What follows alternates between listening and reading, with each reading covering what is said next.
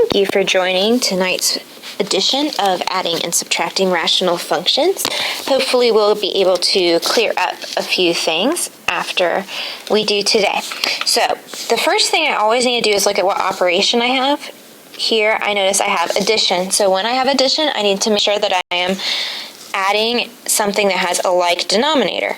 So to see if they have a like denominator, I first need to factor my first fraction. So that would be x minus 1 over x plus 2 times x plus 1. Okay, plus x over x plus 1. Now I'm going to be a nosy neighbor and make sure I'm keeping up with my neighbor next door. So x plus 1, I have an x plus 1, but my first fraction also has an x plus 2, so I need to multiply the right fraction by x plus 2 over x plus 2. Now, x plus 2 over x plus 2 is just the same thing as 1. So I'm just multiplying the second fraction by 1, but it's a special one because now I will have the same thing in my denominator.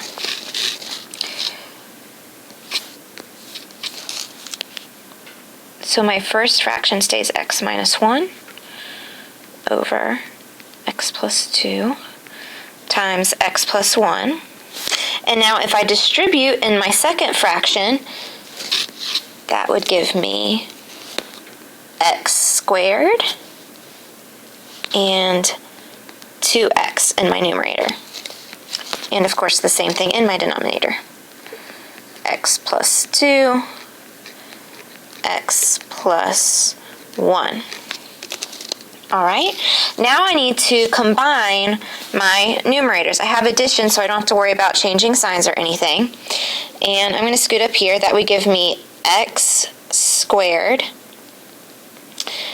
I will have 3x minus 1 over my denominator, x plus 2 times x plus 1, and I want to check and see if I can factor my numerator. Is there something that multiplies to negative 1 that adds to 3?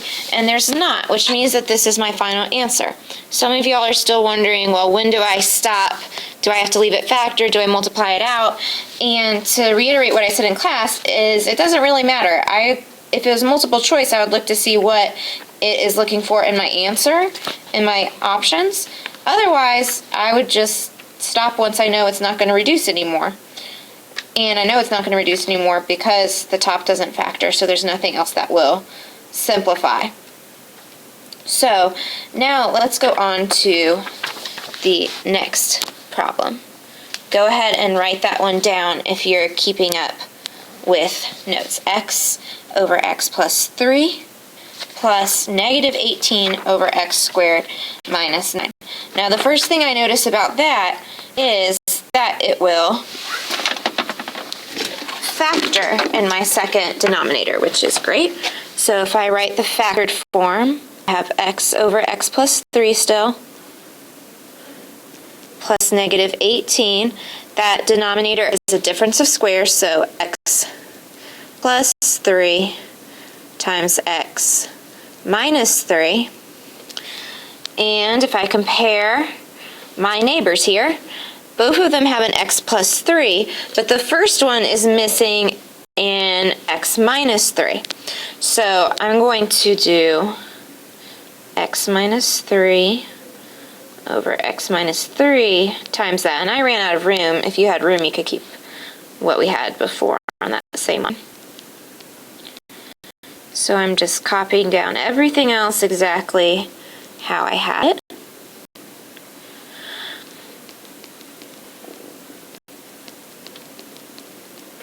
Once again, our goal here was to get the same denominator, and both of them now have an x plus 3 and an x minus 3. Once I have a common denominator, I have some fun simplification to do on the top. I need to distribute x x times x is x squared. Negative 3 times x is negative 3x. And I'm going to go ahead and add the negative 18 to the end of that just to save some room, because I have a common denominator. Now I'm going to check and see if the numerator can factor. So is there something that will multiply to negative 18 and add to negative 3? Yes. Negative 6 and positive 3. So x minus 6 times x plus 3. And my heart is getting excited here because what? I'm going to have something that reduces to 1.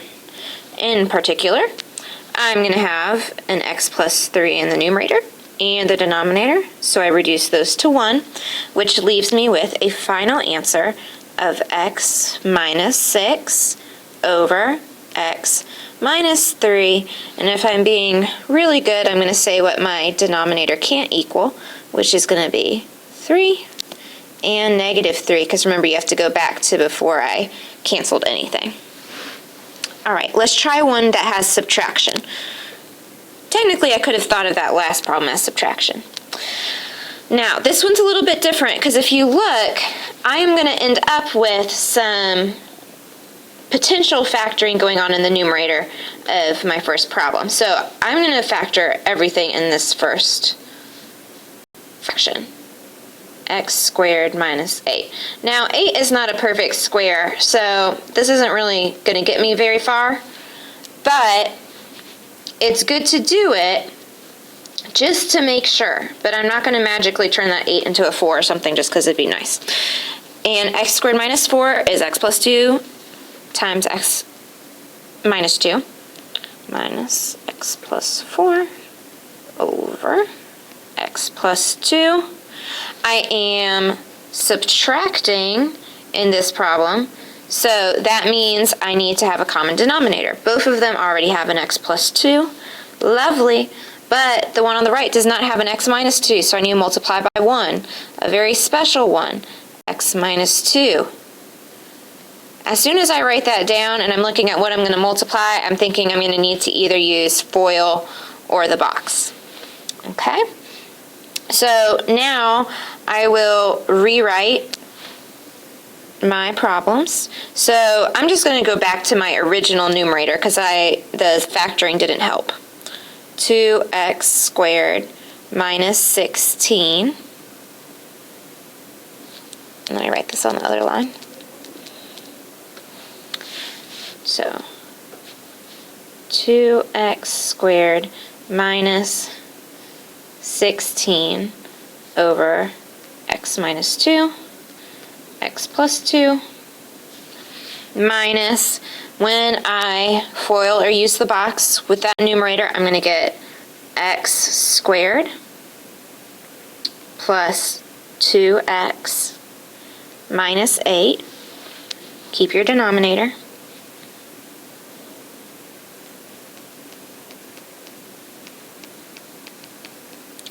And now I have to record I have subtraction, which means when I combine these, I'm going to change all the signs. So I'm going to change this to be a 2x squared. He stays the same.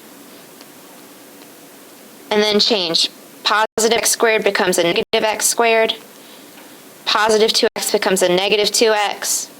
And a negative 8 becomes a positive 8. Once again, stay over the same denominator.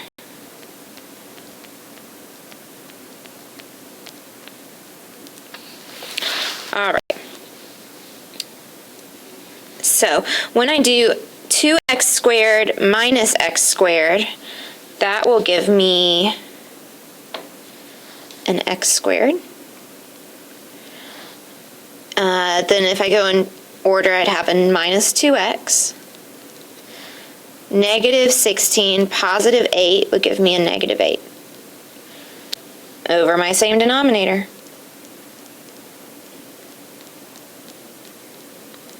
And then I'm thinking to myself, is there something that multiplies to negative 8 and adds to negative 2? Well, yes, self, there is. X minus 4x plus 2. And my heart is happy. Why is my heart happy?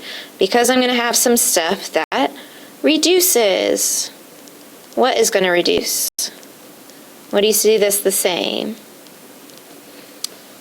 By George, I have an x plus 2 in both spaces. Let me erase what we've written down here before. Let's have a little more room. So that gives me an answer of x minus 4 over x minus 2. And I cannot have x equal to 2, obviously, and negative 2, because once again, remember what it was before we canceled, before we reduced anything to 1. Okay, so hopefully a couple more of those examples will help clarify things. You're going to get a ton of practice tomorrow. So have a good night, and I'll see you tomorrow.